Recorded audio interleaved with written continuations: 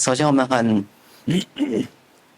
欢迎现场的同学，还有所有线上的同学跟我们一起来参加今天的公益讲座。好，那首先我们要欢迎这个从马来西亚来跟我们上课的这个慧丽同学来，慧丽跟大家挥个手。哎，好，然后有这个台东过来的志猛，是吧？对。好，台东过来的志猛。好，还有我们的这个台中过来的，对，台中过来的那个以真同学对，还有我们这个从新北下来的，我们现在现任新北的主任佩玉好，那还有没有其他从火星啦、外太空来了？这位是从哪边过来？其实我带我80岁的妈妈。80岁的妈妈谢谢你。好，80岁的妈妈。对，因为她听了你的这个 CD 之后，来，那个有麦克风给他一下好，你看都站起来了，当然麦克风要给他。来，好吧，妈妈也，要不然到前面来好了，对，来，她一直想要，带妈妈上来，到前面来然后我们给这个80岁的妈妈还有儿子鼓掌一下来。一直叫我说一定要亲自跟你讲来跟许医师道谢一下。怎么说？爱困药啊，该他戒掉了30年了，3颗的安眠药。戒掉了30年，3颗的安眠药。对，为什么啊？为什么？因为前2年我到谷底的时候，我每天都在听许医师。你到谷底？对。对，我到了谷底的时候，人生到了谷底的时候，桃花谷还是什么？来，绝情谷，对，绝情谷谷底，然后呢，他看我每天都在听什么，因为我都用手机，然后就放着声音在听嘛。他就说：“我为什么越听越好？本来是要抛家弃子的人，因为在绝情谷嘛，所以要抛家弃子，连老妈都要叫他放生了。我说我自己一个人要去流浪天涯，因为我不快乐，我要去流浪天涯。是，后来我就开始听许医师，刚刚有一个机缘，听许医师的 CD 啦。”有声书啦，公益讲座，对。然后听着，我突然从绝情谷走出来。从绝情谷爬上断背山。没有啦。然后嘞，从绝情谷走出来，我妈妈就很好奇，我原本现在在瘦个10公斤。比现在在瘦10公斤，你现在已经很瘦了耶。对啊，在绝情谷的时候瘦了10公斤，然后我为什么越听然后能量回来？是，然后能量回来之后呢，他就说：“你在听什么啊？为什么你越听，整个人也不会再抛家弃子，说离家出走？”然后他就说：“无你用来给我听看麦，你嘛用来给我听。”然后我就去买一只手机。为了妈妈要听，买一只手机。对。然后呢，24小时的就播，连睡觉都播睡觉用一拍捆嘛，拍捆我就播，他连续就听了大概3个月。他自己说，因为我先戒掉焦虑症的安眠药。你先戒焦虑症的安眠药。那我也戒掉了。然后呢，他听了3个月，他自己跟我讲说。我也想要戒掉，不过真的也不要戒太快了，因为许医师开精神科门诊还是需要有一些生意没有来开玩笑的。好，来继续说。我先跟他戒2颗。是。先跟他戒2颗。然后他自己说他也不想吃因为许医师的演讲里面就是一直鼓励人家对用药，对，尽量不要用药。然后他好像有听进去，然后他说他也不想吃了。自然就戒掉不想吃怎么办呢？你一定要有一个过渡时期嘛。我就用许医师的每天帮他手脚按摩哦，所以加上儿子的爱心吧，哈给，他力量支持，对，其实是看到儿子好了，妈妈放心因。为他有信心啊，说包括妈，我嘛是你生啊，嗯哦，啊我都变家才好啊，嗯，哦，啊你嘛有法度啊，哎我是你生出来对的，对对对，儿子做得到，妈妈也做得对，到。他也做得到，哦，嗯然后戒掉了安眠药，然后我现在打算用1年的时间，哦把他30年的糖尿病，让他，哦下一个目标对，下一个目标哦，要让他不药而愈，嗯哼高血压、高血脂的药都已经戒掉了哦，哦，所以他今天呢，应该不要讲说把药切掉，这样会让人家误会。应该说病好了不用吃药对，哦，因为好像人家都鼓励我们不要吃药，其实不是那个意思。我们是鼓励大家病好了，那病好了就没有必要吃药，不是鼓励大家不吃药，好不好？我们一定要厘清，最主要是有信心，他有对，信心，要快乐一点对，快乐，对对对。啊，对，你要笑啦，对啦，好来看讲你讲哦，口语书若来吼，你爱带我来改啊唱一个啦，哦，来阿秋阿秋阿秋。感谢你啦。好来啊，妈妈有啥物话要讲无？来，你跟你讲，你是安怎30年的3粒安眠药安尼，那改掉是安怎？安眠药改掉了，哎，还要给中医师给我冰棒啊。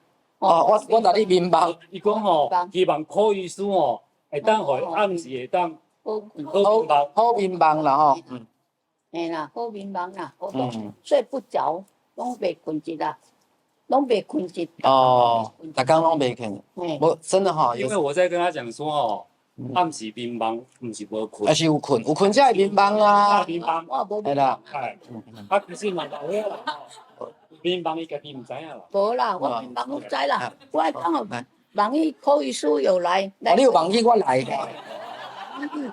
你来咯。即摆这毋是网哦，这假其实是假期的哦。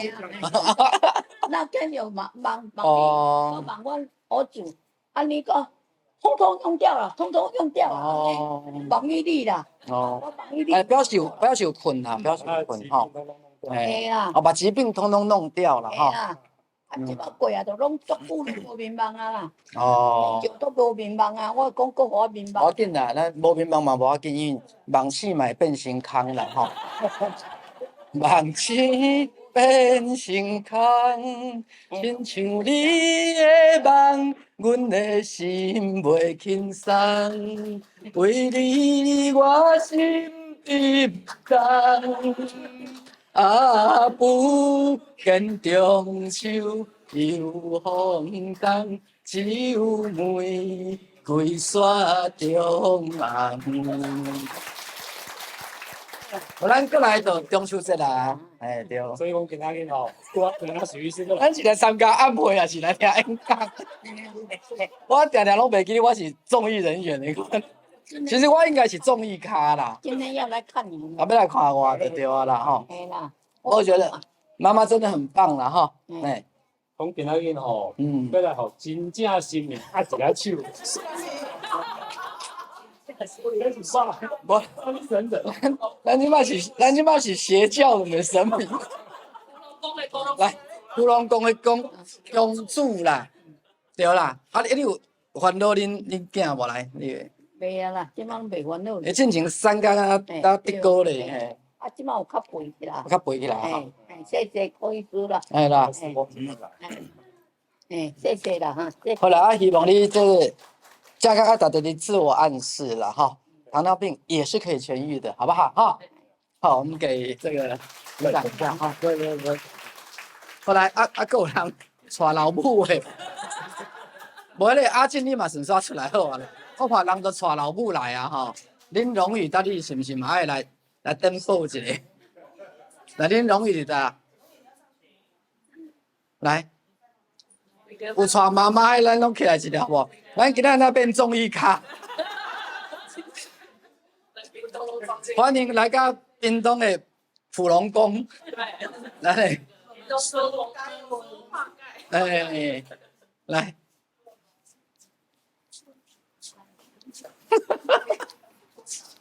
啊，这你行路像用拖的，啊，今仔日就毋知安怎看着是喜事欢喜的款，给哦，要笑笑你我啦，要花笑。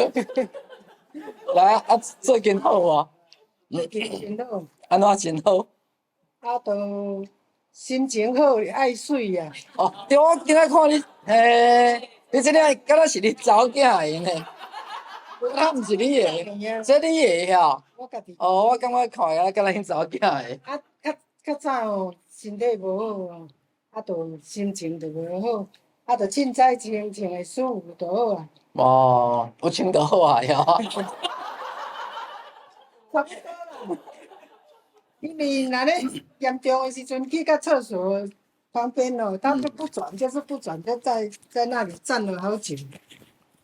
啊，因为有巴金森的会停电啊，会停电啦，就是那个即马电力供应不足吼，当下内敢无电，卡的对，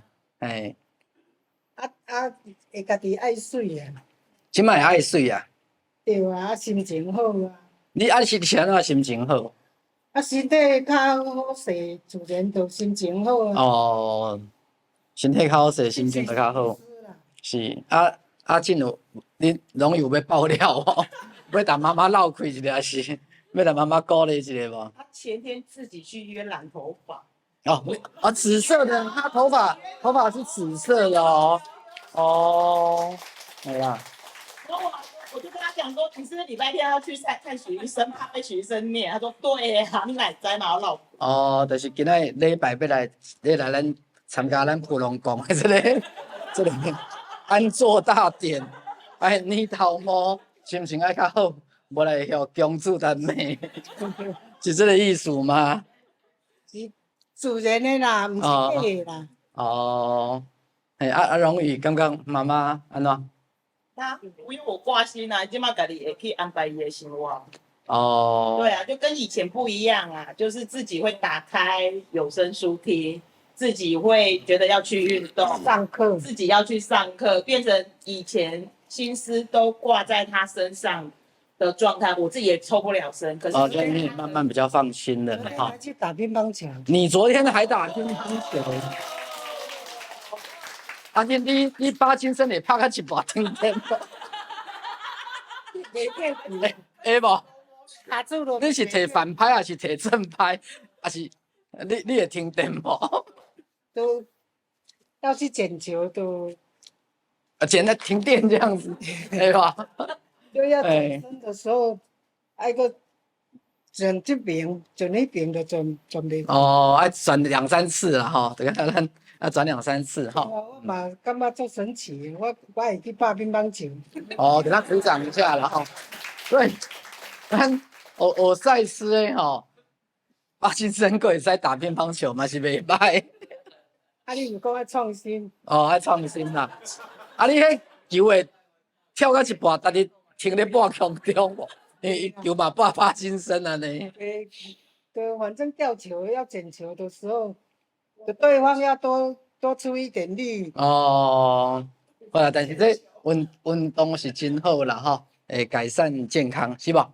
是啊，到早上就去漫步，去走路。走路半个小时。哦，我大部分几乎都天天都有去散步啦。是啦。上起来，现在5点半就怕太阳，怕死了。对啦，就早一点去，或者是晚一点5点多就要出门，懒得看到太阳，真的会怕。对，像夏天，不然就是一大早清晨去运动，不然就是半夜去运动。半夜睡着。半夜睡不着要去运动。是啦，好，那我们就给阿静跟荣宇鼓掌一下啊！好，好了，卡住了。卡住了啊！我们让他卡一下，让他卡一下啊，让他卡一下。其实还是不错的哈，卡一下还是会动了。来，还有带妈妈、带爸爸来的吗？是啦，好，那我们首先还是很感谢我们屏东同学的热情哈。好，那我们开始来进入我们今天的主题哈，这个世界没有失败。好，徐师在讲，在这2天在想这个题目哈。好，来，刚刚主任有提到为什么会定这个题目吗？来，要不要再解释一下？好，我们给那个今天主任也讲一下哈。我为什么会讲这个题目？是想到自己的人生，还是想到自己的体重，还是想到自己的身材？就为什么会觉得这个世界我很坏哦？我真的很坏哈。我说，其实这是投射，因为我们很怕自己胖。对，为什么想要定这个题目？对，人生没有失败，是看到什么了，或是感触自己，或感触很多同学。有真的是当然是一定会看到自己啦。然后这个主题是因为英雄人生嘛，我们都想成为自己的英雄，对。那成为英雄的历程，我们都觉得好像就是每一次都要成功才是英雄。可是成为英雄前，事实上也会经历过很多的失败。那到底失败是？像小时候我们都常常被说，你千万不能失败，你一失败就一失足成千古恨。再回头100年生，对。然后如临深渊，如履薄冰，对，人生战战兢兢，哈，对。然后所以就一直很害怕失败。那像我就是属于那种怕失败，那情愿不要行动，就比较依赖说等着机会来，顺势。表面上好听说是顺势而为，可是事实上是不敢去勇于的站出来去。对，所以你刚刚讲又是另外一个问题，因为担心失败，所以干脆就不要开始，对，不要去努力，那就不会失败。对。那后来当然人生会推着我们走啊，还是会经历失败啊，对啊，比如说身材的走钟也是一种失败。因为我是外貌协会啊，我得了赛斯屏东今年的最佳好色奖，所以还有在带那些什么心灵绘画啦，对在画用颜色啦，我是真的喜欢颜色好色，然后也因为这样子，然后还有人生中本来想说王子公主不是应该快乐幸福的过一生吗？想到自己悲惨的婚姻，真的就不如预期啊，然后孩子的教养呢，也经历了拒绝症，对，然后这么多的失败，其实那时候真的都好想找个洞埋起来觉得很丢脸的，觉得很失败，对，然后所以后来也因为在赛斯屏东的学习嘛，因为跟着学师罗老师的心法，那后来发现这个失败。当我愿意去面对品尝的时候，我好像会从里面去找到那个为什么它会发生的那个，比如说我老公的破产好了，那我觉得先生过去生意的破产，对，他让我必须学习独立承担的，我才愿意出来展现我自己，然后相信自己是有能力可以赚钱的，不然以前我的志愿上次有说嘛，我的志愿就是从小嫁人。对，你刚刚那个例子让我想到一句成语就是等一下也可以跟大家谈，有一句话很有趣，叫一鲸落，鲸鱼的鲸，而万物生。一鲸落万物生。好，就是一只大的鲸鱼，好，落就是死掉了。好，万物就滋长了。好，就好像你刚才那个比喻，虽然先生的生意失败，好像看起来是一个失败跟悲惨，对，可是也许对这个家是让太太不能再躲在先生背后，真的，好，让孩子可能也不能够只是坐享其成，只是被过度保护，对，好，等于说靠山倒了，大家就要开始找到自己内在的力量，对，这是一鲸落而万物生，所以你先生就是那一只鲸鱼，你跟你的小孩就是万物的概念，好来，对，真的是经历了这个过程，我们每个人就是开始各凭本事了嘛，然后自食其力了，那也经历这个历程才发现，自己是真的可以的，可是以前的想法就是很狭隘、很固执，觉得好像一个女人就只是嫁人了，就是要看嫁的好不好，这是我以前传统的观念。对，那嫁不好好像就是you 你悲惨了，就代表自己失败了。对。那后来发现，不是这样子的。其实是我要怎么看我自己，我要怎么想我自己，我要怎么定义这个事件才是重要的。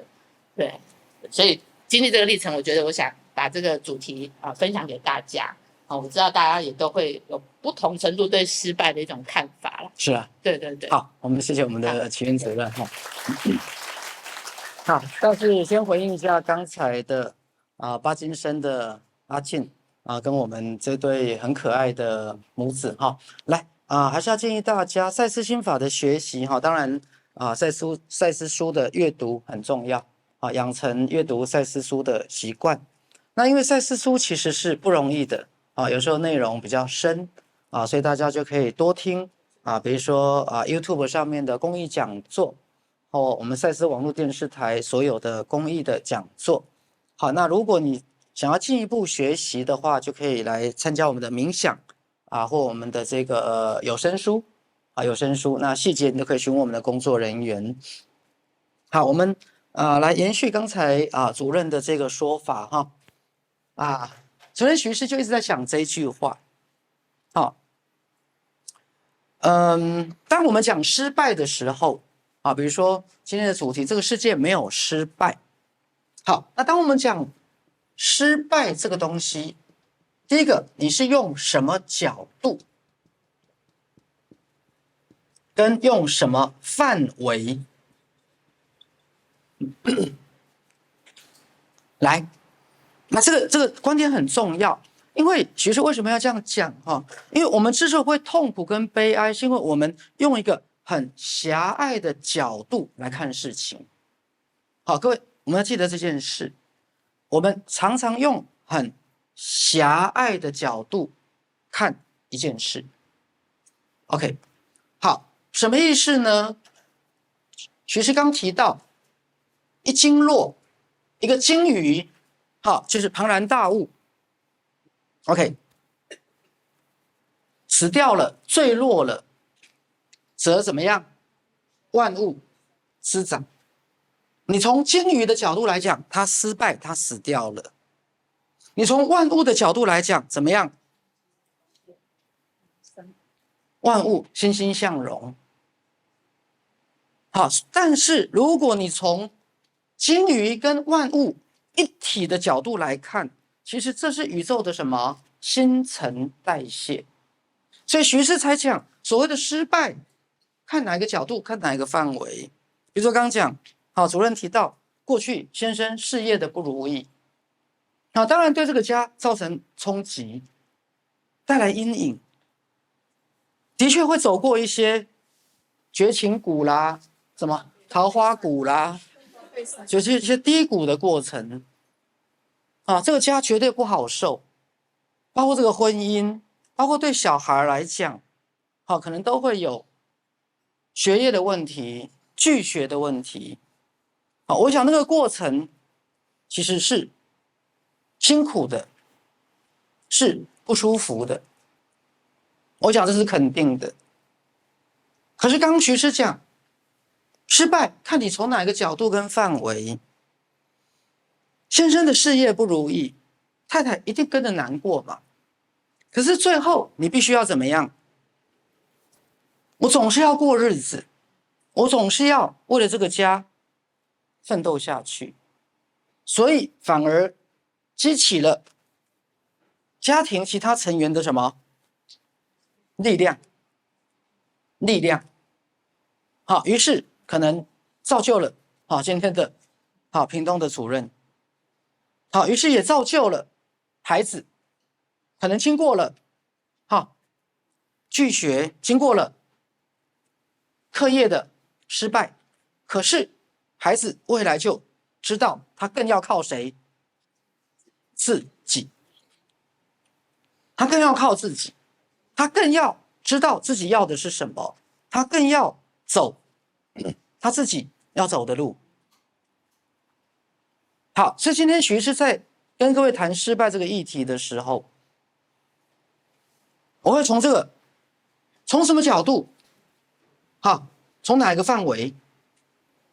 好，来，徐师再举一个例子来，当然这里我不涉及政治了我只是举一个例子。你说当年在大陆内战嘛，那内战后来主要就是蒋中正跟毛泽东，对不对？蒋中正跟毛泽东，好，所以有时候我会去想一个可能性，如果当初是毛泽东被赶到台湾来，现在如果是比如说中华民国在大陆，然后中国共产党在台湾，假设异地而处啦，我觉得光是这个想象就很有趣，各位懂我意思哈？光是这个想象就很有趣。好，但是在我们这一条现实时空线上不是这样吗？我们这一条现实的时空线是蒋中正被毛泽东怎么样打败了，打败了。好，所以蒋中正带着当时的所谓的国军，所谓我们当年俗称的外省人，跟大陆的文武百官，还有据说全大陆的皇亲，跟故宫的所有的国宝，包括什么翠玉白菜，什么肉形石包含所有的他能搜刮到的大陆所有的故宫的国宝，全都搬到哪里？台湾。好，那当然这件事对台湾是福是祸，我们另外讲，另外历史再来讲。但是至少看在蒋中正把全大陆的皇亲都搬到台湾来，我们给蒋中正鼓掌一下。这里我真的要讲个笑话，因为我记得1999我去大陆旅游，那时候好像到湖南长沙，在长沙火车站前面就有跟当地的民众就在聊天，那时候还蛮早的当地民众聊天，你是台湾来的哦？我说对，我是台湾来的。你们台湾当年蒋中正把我们大陆全部的皇亲都搬过去，你们台湾现在是不是台湾前烟角木这样子？我就说，我腿比较短，我不知道。没有啦，没有，我就三条线，你知道吗？因为当年台湾经济很好，1999的之前大陆的同胞对我们的印象，以前蒋中正把我们大陆所有的皇亲都卷到你们台湾去没有在我家，跟我无关，在国库，对，我没有拿。不是我杀人，不是我杀的，对，他就突然那个角度，我就觉得很有趣，各位懂我意思？好，那我们姑且不论蒋中正的功跟过，但至少他把那么多黄金搬到台湾来，至少也让台湾当年经济是有这样的一个底气啦。当然我知道这也是台湾所有的同胞的努力。OK， 那现在大家知道许医师在讲什么是成功跟失败了吗？来，我再强调一遍，当各位你感受到成功跟失败，你要再问自己一件事：我用什么角度，然后我用什么范围来看成功跟失败？好，比如说我们讲传统台湾的社会，在过去啦，现在可能越来越好，我们比较重男轻女嘛，对不对？好，然后又有一句话台语叫低无肥，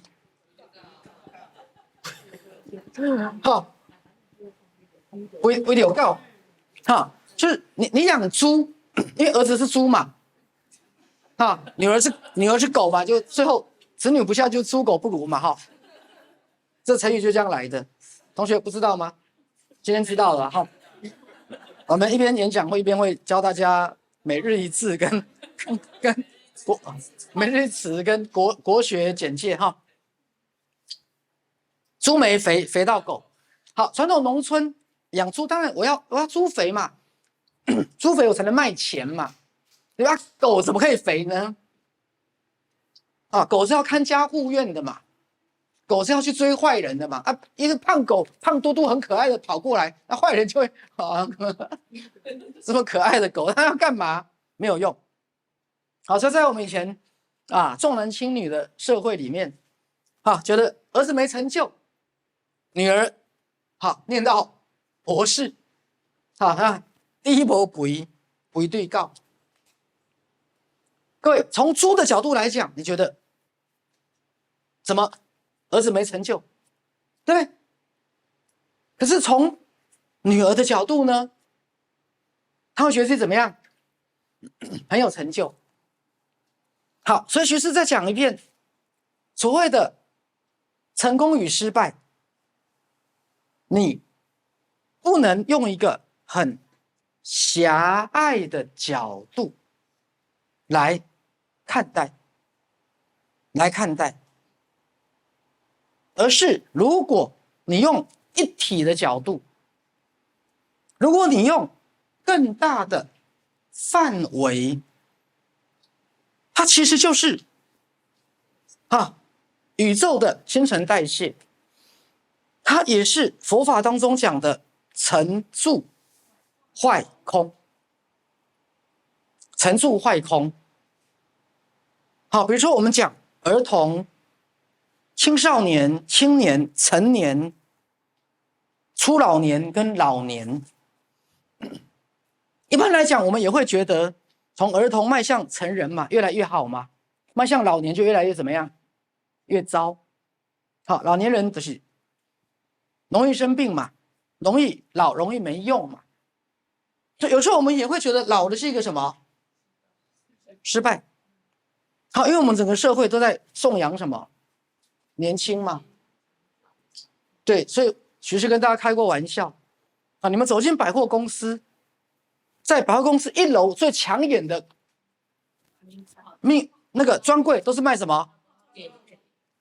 时空胶囊、化妆品，然后什么保养品。对啊，因为它是最赚钱的啊。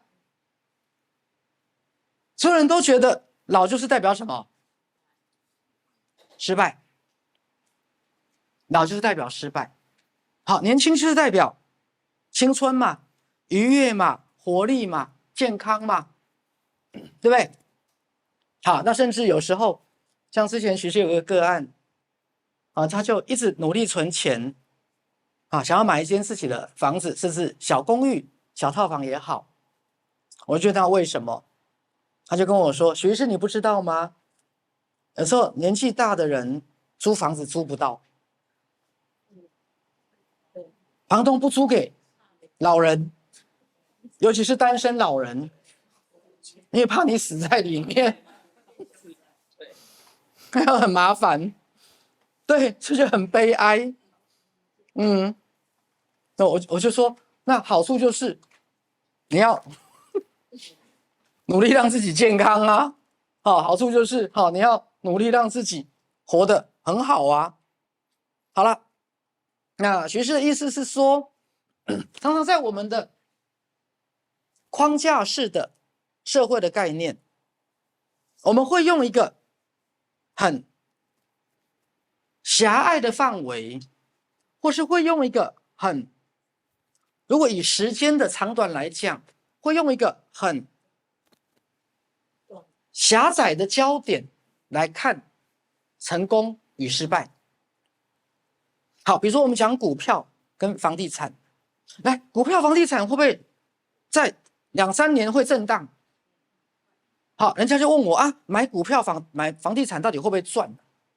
我说用20年来看都会赚啊，来，是吧？好，20年来看应该都会赚的。好，除非特例啦，特例我们就不讲了。那以2年来讲，一定赚吗？不一定。那所以股票短期杀进杀出一定赚吗？不一定啊。可是你以长线来看，来，台湾30年前一套烧饼油条多少钱？屏东30年前一套烧饼油条多少钱？来，给个数字。我才2岁啊，20块。现在一套烧饼油条多少钱？翻1倍了。现在一套烧饼油条多少钱？多少？还是15块新台币哦。现在旧金山一套烧饼油条700块新台币。旧金山、三藩市、San Francisco， 谁还有疑问？举手。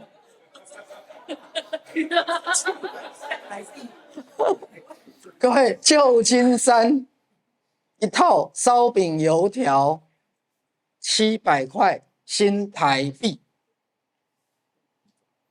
好，当你们觉得台湾物价很高，但以屏东去看台北已经很高了，对不对？各位，可是台北对旧金山对纽约，各位那又便宜太多了，便宜太多。好，我刚刚在讲失败，好，所以学习在讲失败，你用哪一个角度、哪一个范围、哪一个时间区段？当你把范围打开，好，比如说刚刚许师讲的这句话：“一经落，而万物生。”从鲸鱼的角度来讲，它死掉了，对，它失败了。可是它所散发出去的营养、养分，滋养了什么？万物，滋养了万物。所以从这个角度来讲，没有失败。好，来，这是今天第一个学校跟各位分享的。好，第二个学校跟各位分享的概念，是来自自我形象整容术这本书。它的作者是麦斯威尔，也是之前赛斯推荐给鲁伯跟约瑟看的一本书。那赛斯推荐给鲁伯约瑟看那本书之前，是因为赛斯想借那本书作为跳板，然后想写一本更好的书。那本更好的书就叫做《个人实相的本质》。所以赛斯希望鲁伯约瑟跟先看了那本书，了解什么叫做内在的自我形象，它其实就是内在的信念。内在的信念。好，那自我形象整容术这本书里面，他对失败有非常多的描述，非常多的一个解释。各位，因为失败在人生无所不在啊，从开车找不到停车位，从要去一家餐厅就发现没有位置，从赶去要买早餐，发现最后一份让前一个人买走了。各位，来，失败怎么样？无所不在啊，人生怎么可能都成功？是吧？人生怎么可能都成功？那偶尔人也会生一下小病啊。所以与其去逃避，与其去忽略，不如我们好好来面对。好，那讲失败，来，科学上很有名的科学实验叫老鼠，不是爱大米哦。来，我先讲个笑话。以前不是有首歌吗？什么？那怎么唱？我爱你，爱着你，就像老鼠爱大米。然后我就问我太太，什么是大米？因为在台湾我们没有听过大米这个名词，你知道？我爱你，爱着你，就像老鼠爱大米。来，大米是什么？小朋友，来，大米是什么？你看他摇头，所以各位不是只有我笨哈。OK， 好了，来，大米是什么？大米就是米饭啊。大米就是我们种稻子的那个，你也不知道是不是？你看我就知道你在那边没什么学问，自己羞赧的哈，自己羞赧的哈，自己知道自己那个国学程度不高哈。你有什么是大米？老鼠吃到说大米是什么大米？大米就是稻米，就是白米饭啊。长知识了是吧？好了，我就很好笑，因为我常到大陆去嘛，7月也要去，然后大陆我就说，我们听他们讲，我们中午来炒个土豆吧。土豆什么？马铃薯。对，然后说，哎，晚上来吃个西红柿炒蛋。西红柿什么？啊，他妈豆啦，番茄啦。OK， 好来，还有很好玩，就大陆同学他们除夕哈，这个除夕晚上都要吃什么？水饺，元宝。台湾已经很少了，因为一吃就吃饱啦，就没有空间吃其他的山珍海味，有没有？所以我们除夕夜很少吃水饺，但大陆一定要吃水饺，就元宝嘛，就祝福来年可以财源滚滚。OK， 来，我们怎么讲到财源滚滚？好，来，老鼠走迷宫，不是老鼠爱大米。OK， 老鼠走迷宫，各位他不会第一次成功。仔细听哦，老鼠走迷宫，来，这是一个很重要的科学实验。老鼠走迷宫，简单来讲，老鼠爱什么？大米或花生米。迷宫可以小小的，也可以很大，很复杂。好，那也许老鼠走，好，那一定有一条路，它可以找到花生米，可是它只要转错一个弯，就找不到。好，来，学师举个例子。来 ，look at me。好，镜头前面的好同学 ，look at me。如果我把迷宫设计的很复杂，老鼠走迷宫，它可能会失败100次。来，我们讲失败，仔细听。好，因为他在讲 NLP 神经语言程式学，他在讲人的大脑，他在讲人的学习的机制。如果我把这个迷宫设计的很复杂，老鼠走了100次都失败。各位，就是老鼠爱大米嘛，它也是要走，没想吃到花生米。这100次以正常人来讲，可能就放弃了，觉得失败了。好，我要讲关键。假设他第101次的求婚终于成功了。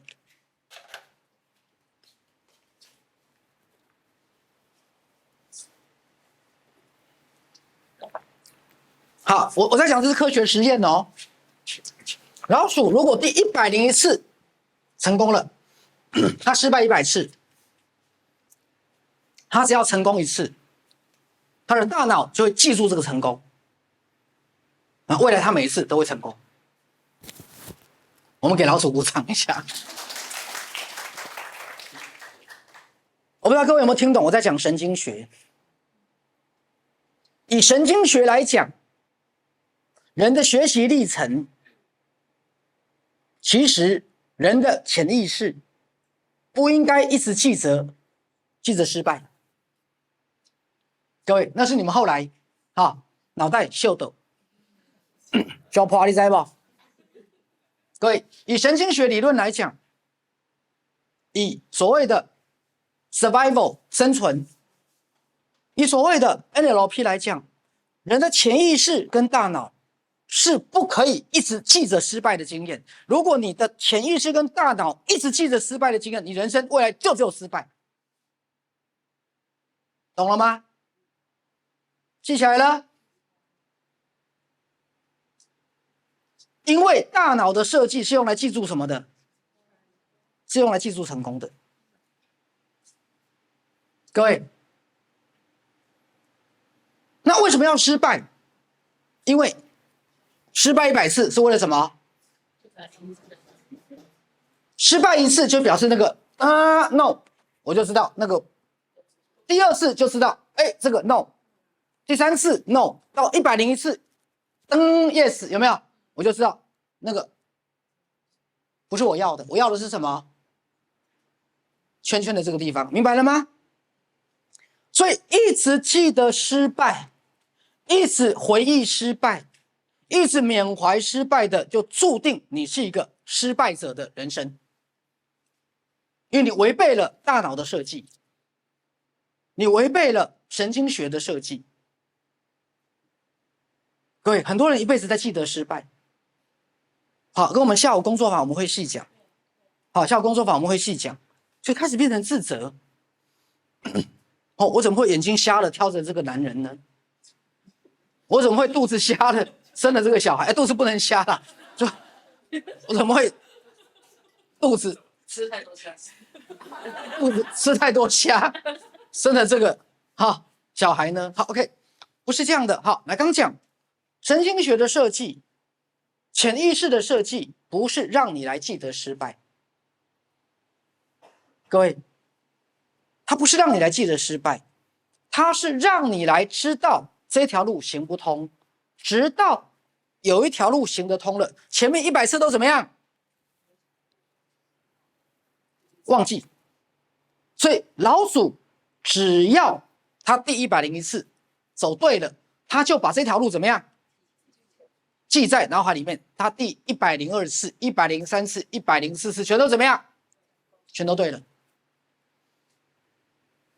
各位，意思是你人生可以失败1000遍、10000遍，只要成功1遍，你就成功了。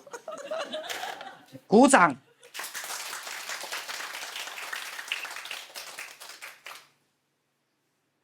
各位，你有没有觉得很鼓励人？好，我们今天演讲结束，解散。你们还没有看出来吗？各位，就像婚姻，你才离婚几次？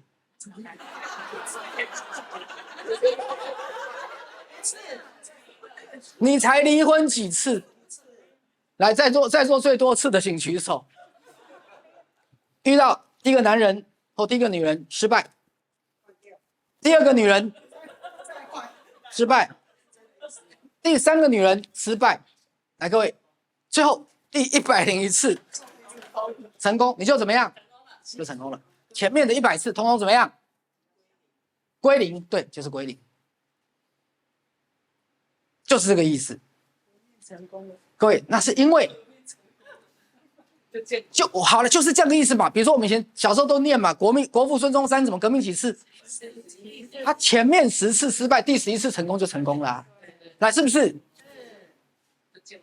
就建国啦。但这个国现在人家不承认，所以它也是一个不被承认的国啊。OK， 这样各位明白了吗？所以徐志祥好像在讲一个笑话，可是从老鼠走迷宫来神经学的理论，我没有讲错吧？而且我讲婚姻，当然你是用一辈子，当然你会说女人一辈子就一次，可是那是你用狭隘的范围，有没有？又来了，真的啊，你，而且现代人说实话也不太看得出年龄啊。各位，徐师过完年57岁了，57啊。你看我们齐运也50。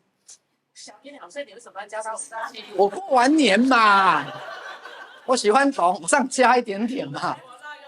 我才53，你他都把大家拖老，真的。居然不要脸的觉得自己53，当然你们会说我都已经53岁了。可是各位，现在人年龄第一个看不太出来，第二个，我的不要脸可以再胜过我的年龄啊。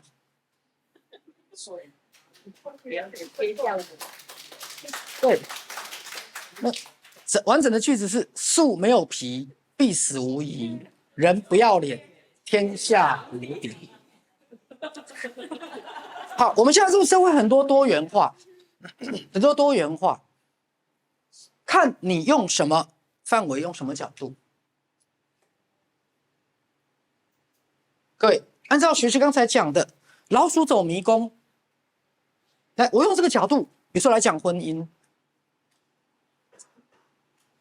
我来讲转世，我来讲事业。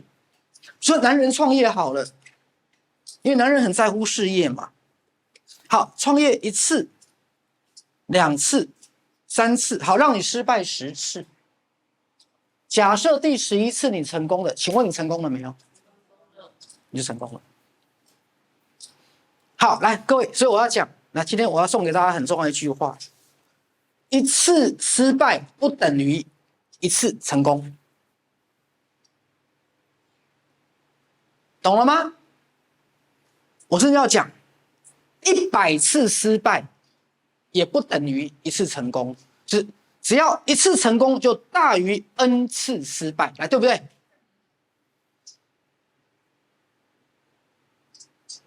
那这样大家有没有概念了？如果你们今天从这个角度再看你人生一切的失败，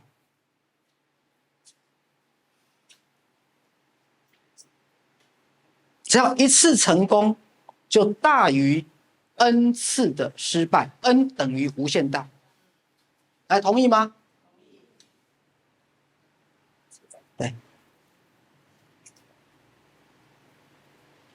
好，我记得以前我看过一个纪录片，讲 F1 赛车。我记得里面有一届 F1 赛车的那个第1名，他说他这一辈子要拿1次冠军就好了，他就是冠军。那有些人就要一直维持第1名，一直冠军，他才觉得他是成功的，有没有？各位很有趣哦。好，你们去查我是谁，我有点忘记了。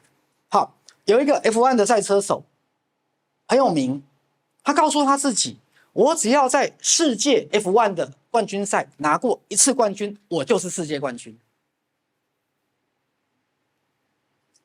那另外一个人很好玩，他觉得我要每一次都是冠军，我才是冠军。来，哪一个人心态好？前者，懂了吗？好，所以献给各位人生到现在都还没有成功的人。来，知道我的意思吗？好，来，我再回到老鼠爱大米的概念。小朋友也是一样，因为过去我们希望小朋友每一科都很好，有没有？数学、英文、体育、艺术、画画、跳火圈、吞剑、胸口碎大石。来，各位，可是以这个概念，他只要怎么一个成功，他就成功了。来，对不对？各位有没有得救的感觉啊？以前你认为你必须每个都成功才叫成功，有没有？那现在是什么？一个1就等于全部。好，1生2，2生3， 3生万物。对，你只要一个成功就可以了，一个就可以了。我们现在的小孩子也是一样啊，我们不期待他每个都成功。你看那个小女生这样眼睛专注的看着我，你应该只有一个成功的地方，对不对？其他都不怎么样，对不对？你得救了，你得救了。你是外婆哈，对，是啊，一个成功就可以了。对，好像许医师，我什么都不怎么样，我只要长得可爱就可以。因为你干嘛这个眼神看着我？我其实没有其他的优点，我就是可爱而已。一个成功就成功，天下无敌了。OK， 好，我们再回到刚讲，来，所以大家记得这个概念：1次成功大于 N 次失败。来，各位，好，如果有买乐透习惯的人，这个公式一样很适用。你买一世人，你丢1摆就好啊。你是要丢几摆？来，没错吧？你买一辈子乐透，你打算得几次？1次就好了。来，是不是？是不是1次就翻身了？对啊，好，1次不用太多啊，中个2、3亿就好了，1次就翻身了，不是吗？啊，好来，这是个角度。那另外一个角度哈，学士还是要讲哈，因为我们赛事心法还是要讲一些比较深奥的，因为我们是普龙宫的永驻公主哈，公主来，从人跟灵魂，哈，或是我们讲灵魂，有时候我们讲心灵。好来，我来，早上我很想举一个例子哈，我想举那个一个美国哲学家的死后日志，威廉詹姆斯的世界观。好，那个楼下有这本书，好，那没有看过这本书的人，我也推荐你看。这本书是美国心理学之父威廉詹姆斯写的。好，那关于这个笑话，我还是要讲啊，因为有一次我们诊所的某一位心理师在跟他学弟聊天，他学弟是威廉詹姆斯的信徒，好，因为他是现代美国心理学之父，他学弟每一本威廉詹姆斯的书都看过。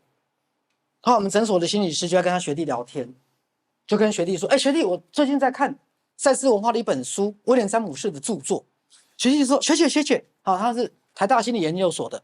学姐，你在看威廉詹姆斯的哪一本书？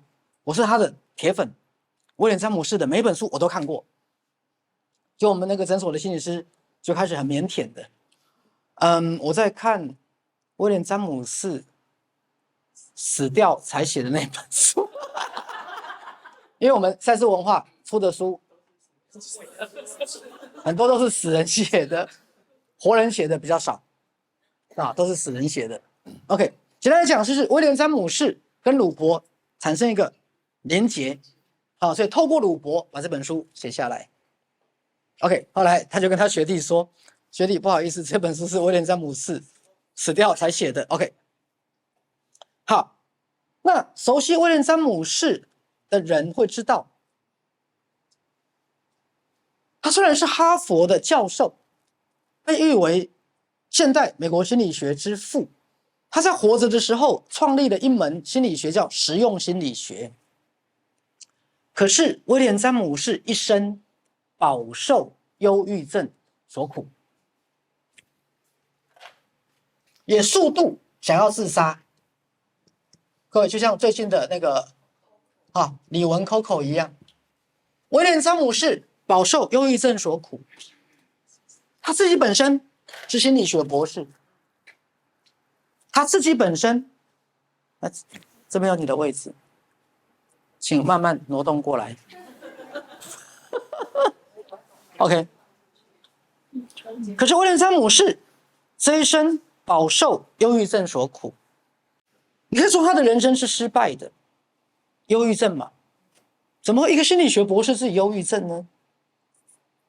好，来，各位要仔细听了哦。后来威廉詹姆斯在往生之后，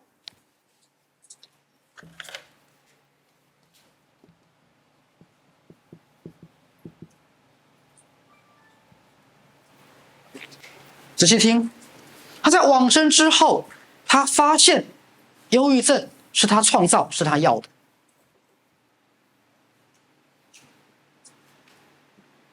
Look at me 。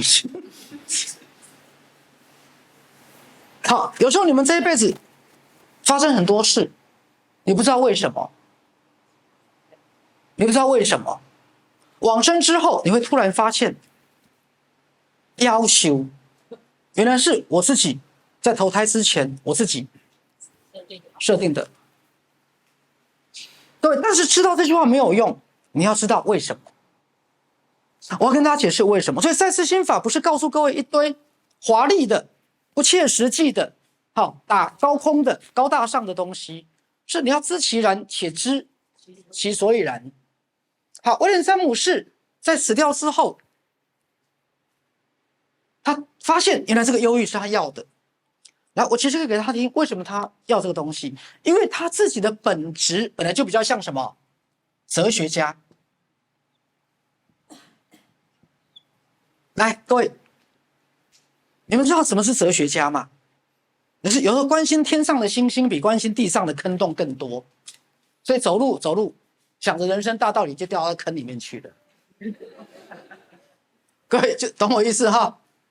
所以威廉詹姆斯他选择要投胎这一世成为威廉詹姆斯的时候，他在他的灵魂里面就给自己一个设定，我要有时候跟这个世界保持什么距离，就是我不要太入戏太深，因为我是来人间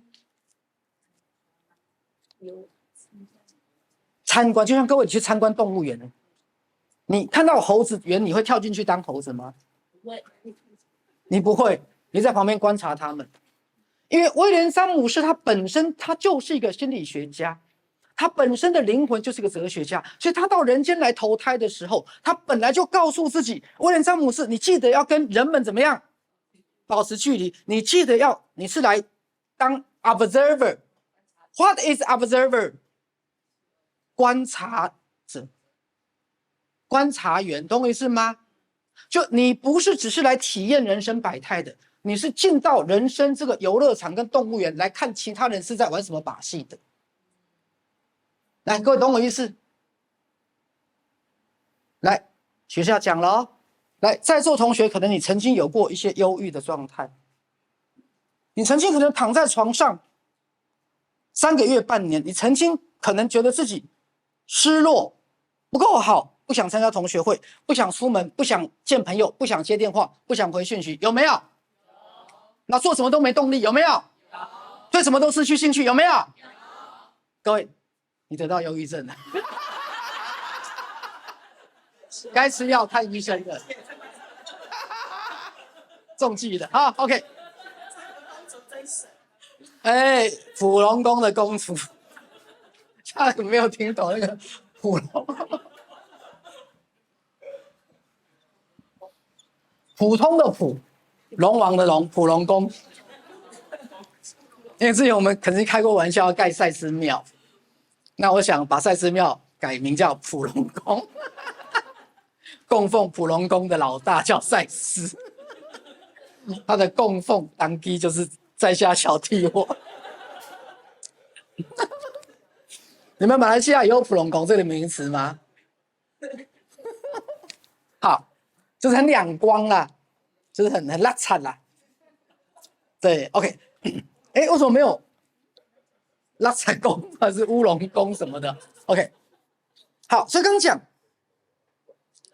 我们认为的忧郁，我不想见人，我没有动力，我什么都不想做，我不想回电话，我本来感兴趣都不感兴趣。来，各位，你会觉得你有病。来，我再回到威廉詹姆士，原来那是威廉詹姆士在投胎之前，某一个他告诉自己，你要对这个世界有时候怎么样，保持距离，就是我要好好的自己静一静。可是我们的社会一直告诉我们什么？你要积极，你要努力，你要参加棒球队，你要去开同学会，你要去交朋友。各位有病，听懂了吗？有病。可是有些灵魂，他有没有？他只想一个人在深山里面好好的跟自己在一起。我不想见到人，我不想跟人说话，行不行？我看到人就讨厌，行不行？我不想出门，行不行？但各位记得要睡觉跟吃东西，好不好？其实毕竟是医生啊，我还是希望各位照顾到身体健康，然后不要自杀 ，OK， 不要自杀，不要伤害别人 ，OK， 这几个原则守住。可是当我在想到忧郁症的时候，各位，其实很多忧郁症是因为大家的认知错误，因为我们的社会一直鼓励一个孩子要什么，尤其是美国这种社会，你就是爱正面、阳光、活动、积极，参加合唱团、参加棒球队，永远要正向思考。各位，你要求你有病哦，你是有病噻，我就不能自己想静静吗？我可不可以不想干涉任何人？就是我只是在那边看着人间，看他起高楼，看他楼塌了，看他摇摆到什么时候，我不行吗？行不行？各位，可是我们这部分是被忽略的，甚至被认为是病。我常讲，精神科医师才有病啊，你们才有病，全家都有病啊！我怎么在骂自己嘞？我忘记我是精神科医师了。对，有变成良医，我是良医变病人。好，所以各位，我的意思是说，威廉詹姆士当他投胎之前，因为他给自己一个设定，他不要，因为他告诉他自己，我是来观察这个地球，我是来了解人类，我是来当一个观察员，因为我要保持一颗清明、中立、觉醒的觉知的心。所以后来到了人间，当有了人变成人了，人生了，当有了肉身，有了人生之后，他偶尔他就会开始不想跟任何人说话，然后甚至在家躺床，甚至没有动力，甚至有兴趣都没有兴趣，甚至有些都还会很负面，对，他就被诊断叫忧郁症。后来他死了之后，他才在想，对不起，我讲个粗话，他妈的，我哪里有忧郁？各位听懂意思吗？这小朋友不要听哈，来，就我哪有忧郁？我其实我只是因为我的灵魂里面有种特质，就是有时候我就是不想那么积极，我就是不想跟人家竞争。你要就拿去啦，拿去看医生啦哈，拿去买药，好，拿去买药吃啦。你要就给你嘛，对不对？就是我的性格里面有一种就是恬淡自在，我有个性格就是我不想跟谁打交道嘛。我一个性格，我就是只想跟自己在一起，不行吗？可是我们的社会有病啊！我们社会就是你一定要积极，要努力，要正向，要成功，成功你妈个鬼啦！各位，你懂我意思吗？所以是我们的社会把我们定义成好像我们有病，其实社会才有病。来跟我说我没病，我没病，社会才有病。对，就这个意思。你看，各位，你们今天的病都好了。你看徐师是不是一个很厉害的精神科医师？对不对？所以今天你们都没病，是精神科医生有病，是社会有病。好，我想尤其是那种美国的主流社会，所以有美国同学跟我说，其实在美国的社会很累，因为你永远好像fine I'm fine and you how do you do? Thank you. Always positive, always aggressive， 你懂我意思吗？然后永远什么正面有没有？可我就是不想那么正面，你饶了我好不好？你让我忧郁一下好不好？各位，你懂我的比喻吗？所以有时候我们所谓的忧郁，其实不是那个意思的，不是那个意思。所以威廉詹姆士在往生之后，他才发现原来他的忧郁是他要的，只是被扭曲成忧郁症。他其实他原始的目的是什么？我要跟这个世界保持一点距离，我不想那么投入，有点我不想跟你太靠近的意思来。我想让自己中立，你懂我意思吗？我不想偏 A， 也不想偏 B。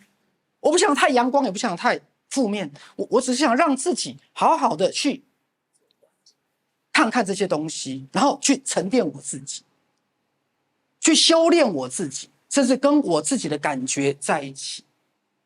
可是我们的社会有时候他逼我们好像一定要，有没有？好，我举例像一对美国的父母，他永远要他的儿子去参加什么棒球队，永远要他的女儿去参加什么学校的什么啦啦队什么队。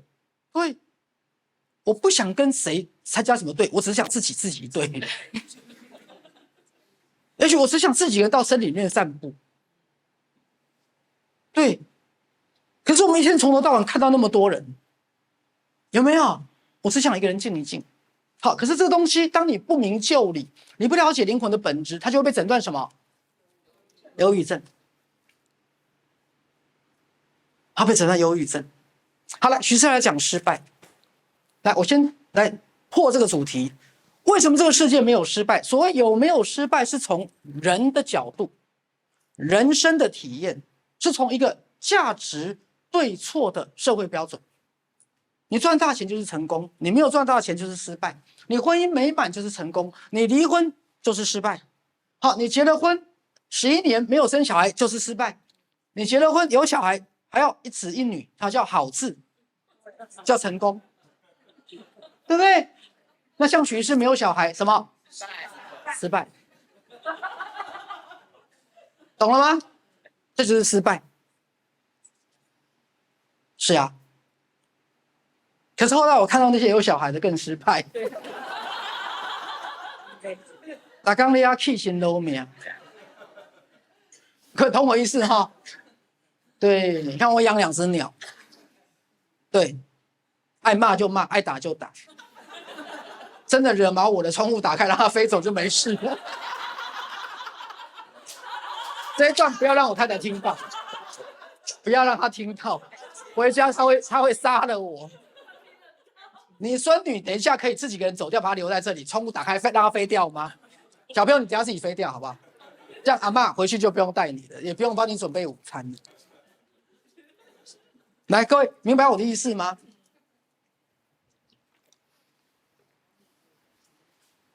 好，所谓成功跟失败，我们一直在用社会标准。来，我现在要破题了，一样我还要讲 look at me，look at me。你永远没有失败，你创造失败且体验失败。没有人顿悟吗？没有人突然那一句叮，然后因无所住而生其心然后突然顿悟吗？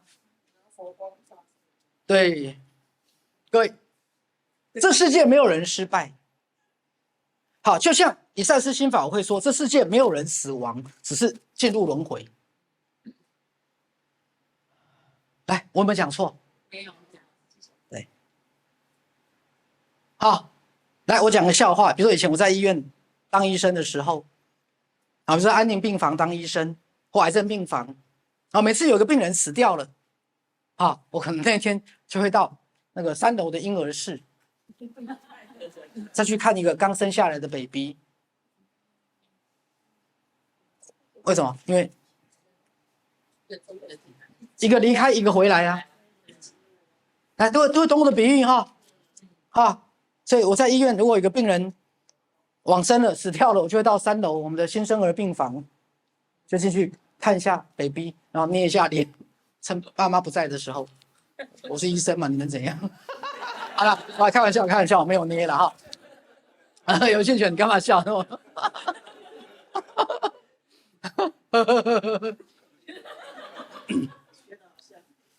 各位，这个世界没有失败，失败是你从你个人的角度，从社会角度，从框架式的角度来看，以灵魂与心灵而言，我们创造失败且体验失败，所以我是人生失败经验的创造者。那边，我是人生失败经验的创造者。你念一念就忘记了，你说句子不能太长生病也是吗？生病也是。当然生病也是对，没错。你生什么病？就那个癌症。什么癌症？乳癌。乳癌我告诉你，以肉身来讲，你当然是乳癌；以灵魂来讲，你创造乳癌且体验乳癌。然后再讲一遍，在座同学每个人都会死，对不对？但是你不会死，你跟宇宙跟神共同创造死亡且体验死亡，但是你没有死，所以你们有一天都会体验往生。来，同意吗？同意。在座每一个人，包括许师在内，我们都会体验什么？往生，但是你没有死。体验跟死不一样，你懂我意思吗？我们来地球是来体验的，各位，就像这一世，你看到我是男生，对不对？错，你瞎了眼睛。我是，翅膀你不要瞎那么开心。我是在体验当男生，下辈子我可能是女的，我在体验什么？当女生。所以你没有胖，你是在体验胖。你不要瞪我啦！你要射出2把小刀。对，就是你没有失败，你在体验什么？失败。记得我说的这句话，这句话很重要，因为你跟你的体验其实是什么？这就是我们心灵跟自我的不同了。自我会入戏太深。心灵永远是经验的创造者跟体验者。来，各位，这就是开悟跟解脱法门。先鼓掌。所所以以后人家说你矮就是什么？我没有矮，我只在什么？体验矮，乳癌也是。本质灵魂的你是不生不灭，不垢不净，不增不减，不来不去，对，不三不四，不黑不白啊！这笑话你就笑成那样哦，气质气质，我们是主任要有气质，好不好？所以以肉体来讲，你当然有乳癌，你当然可能要去接受医疗。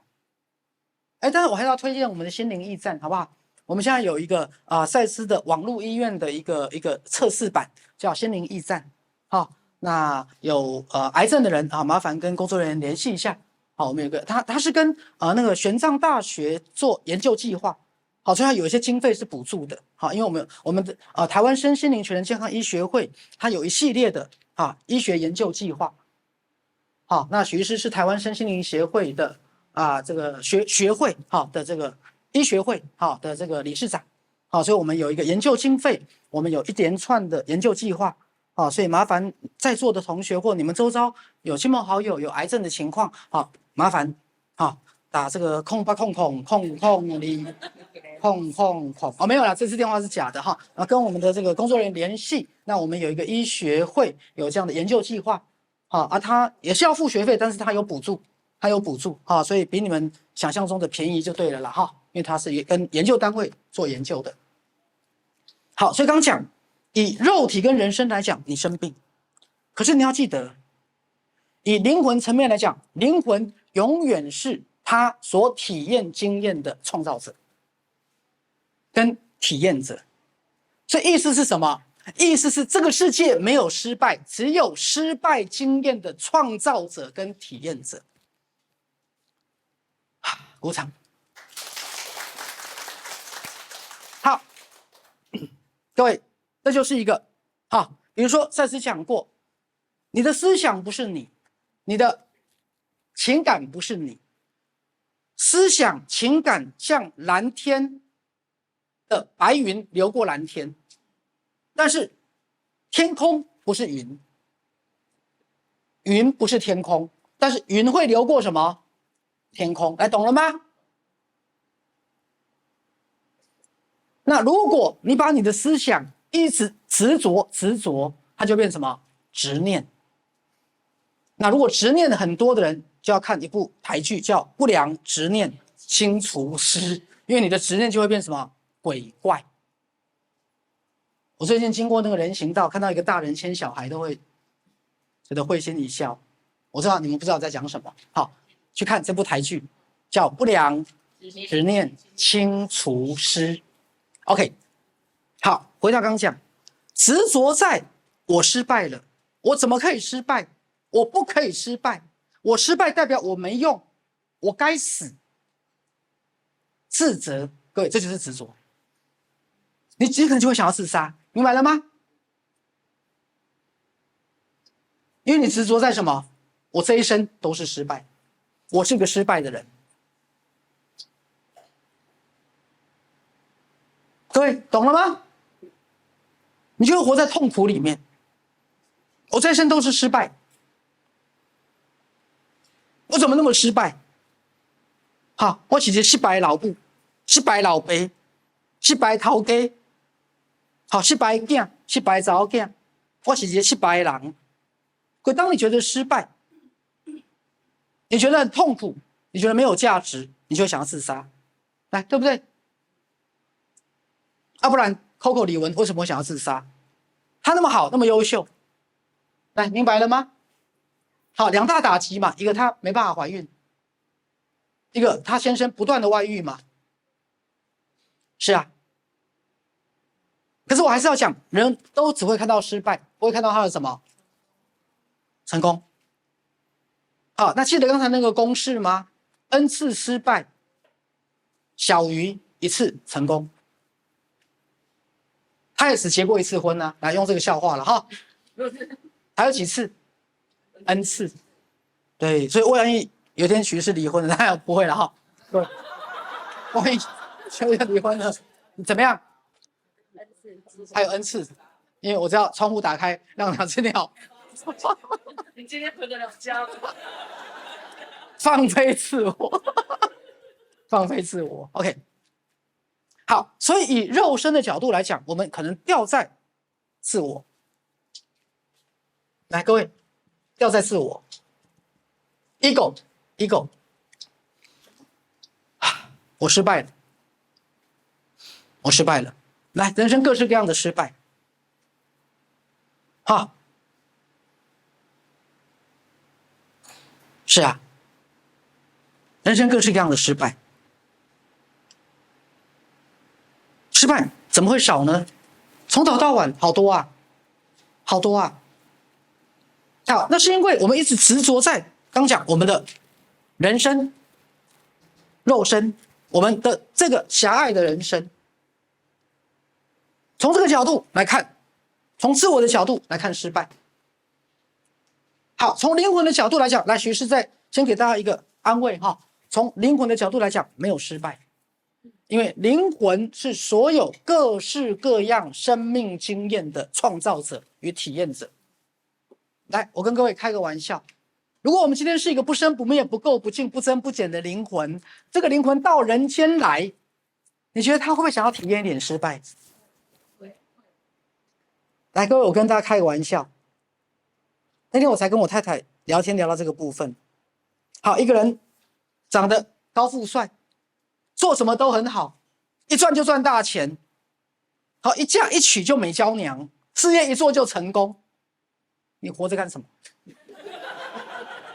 你为什么不去死？你听懂我在说什么吗？那什么都很顺，你活着干什么？你为什么不去死？来，简单来讲，你生命没有深度啊。好，就像徐医师，对，好，我一出道，所有人都爱我，喜欢我，好，当然很多啦，对不对？各位，我总要创造一点黑粉嘛。知道我在说什么吗？我总要创造一点黑粉嘛，我总要创造一点那些瞎了眼的、不要脸的、神经病的来攻击我、抹黑我嘛。各位，我总要加一点负能量，不然我活着干什么？那么肤浅的。因为我就跟我太太讲，我说你希望你老公死掉之前一辈子都顺，一辈子所有人都爱他，歌功颂德，然后一辈子都很好、很棒、很赞，然后最后就死掉了，一直好到死掉。你觉得这样我会成长吗？就像一个孩子从来又被称赞、被鼓励，永远都是失败，永远都是成功，没有失败，那你活着干什么？各位懂我在说什么吗？所以灵魂要怎么样？灵魂要各式各样的经验。灵魂爱水到要死，买到要死。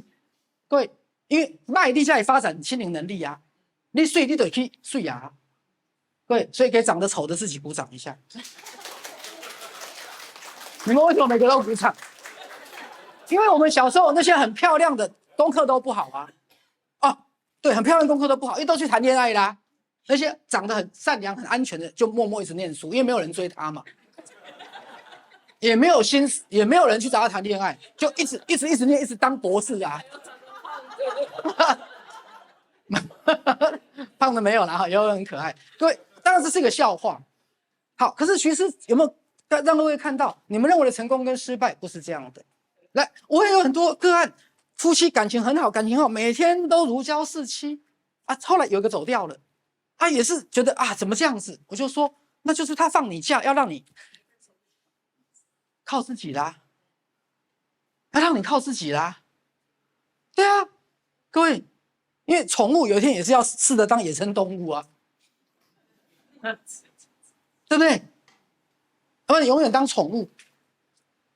是，所以学士的意思是说，我要各位你们踏入赛斯跟身心灵的学习，就是那个经验的扩展。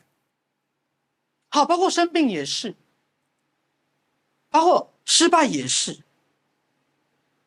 有时候它是你的灵魂，它想要体验各式各样的生命经验，所以那这种东西听起来像是在打嘴炮，但学士不是那个意思。我要谈的是，我要各位开始去问一个问题：如果我认为的失败是我的灵魂所创造的，是我的灵魂要我去体验的，那灵魂的善意跟背后的用意又是什么？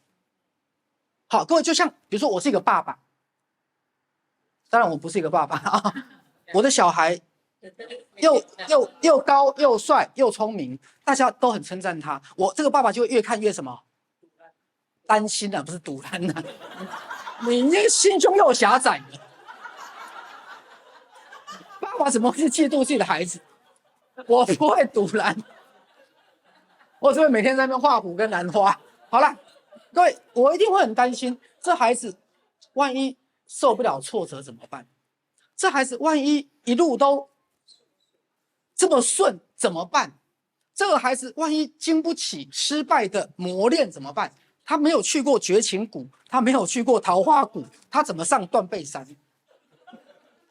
我就开始担心这个孩子，因为他是这么的优秀，他是这么的，所有人都歌功颂德。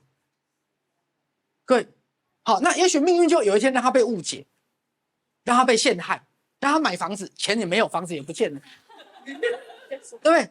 让他怎么样去遇到这些生命的什么磨难，然后让甚至之前所有喜欢他的开始都攻击他、讨厌他。各位，人家喜欢你，人家称赞你 ，OK。可是当你要培养真正的自信心，当你要确定你真正人生要走的路，当你不再从别人那边得到赞赏来得到自我肯定，那么你怎么样才能做到？就当大家都讨厌你的时候，当所有的人离开我的时候，各位懂我意思吗？当所有众生都是给你掌声，那是会迷失的。当所有的众生离你而去的时候，你就成佛了。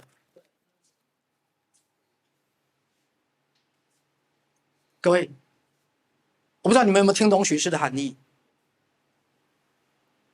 当所有的众生都赞扬你、欣赏你、鼓励你、崇拜你，你就迷失了。当所有的人都离你而去，都讨厌你、背弃你，你就能找到你自己。信不信？那你们要创造这种经验，最好不要，也蛮辛苦的。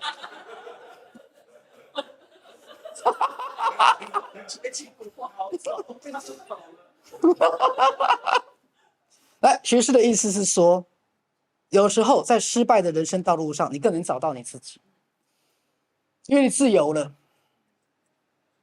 我今天如果一直符合大家的期待，一直让大家都觉得我很棒，我会迷失。简单一点，假设我让社会对我失望，阿爸阿母对我失望啊，对，有时候你解脱了，为什么？我终于不再活在你的期待，我终于可以怎么样？解脱，走我自己的路，来给失败的自己鼓掌。感谢那个让父母对你失望的自己。感谢那个失败的你，他终于解脱了。当所有的人离开我的时候，我要耐心等候。你要帮我接，我才唱得下去啊！因为我都只记得前两句，第三句就忘了啊。这个有时候谢谢那个失败的自己。它让你体验的不只是成功，它让你体验的时候，有时候在失败中你得到自由，你才不会向外寻求人家的认可，你不会一直向外求，你不会是仰望别人肯不肯定你，称不称赞你，你不会仰望别人有没有赞美你。当所有人都不赞美你的时候，都离你而去的时候，你就要回来怎么样？找你自己。所以佛不是让万人崇拜的那个人，他是让万人背弃的那个人，因为他就可以找到他的佛性了。你了解不？有没同款不？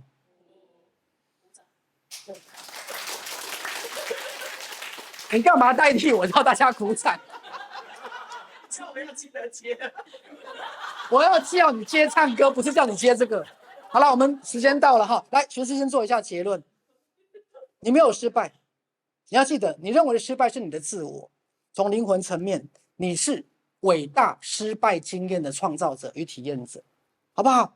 好，那这个部分的细节，学士会指出道路，但是修行是一辈子的事，没有那么容易。好，我接下去讲的是，这不是高大上，而是你要去问为什么。要去问为什么。灵魂的用意是什么？它要有体验的是什么？它背后的善意是什么？直到你把所有的答案参得一清二楚，你就慢慢走上解脱的道路，好不好？那我们下午那个1点有工作坊，好，我们会就这个主题继续谈。那既然这些失败，那我有很多罪恶感、自责、痛苦，那我怎么去化解？好不好？好，那我们先谢谢所有现场的同学，也谢谢线上所有全球的赛斯家族跟我们一起来上课，谢谢大家。如果你喜欢这支影片，请按赞、订阅、分享并开启小铃铛，支持赛斯教育基金会，支持赛斯网络电视台，让我们用不一样的角度一起看世界，来体验共同创造的一切。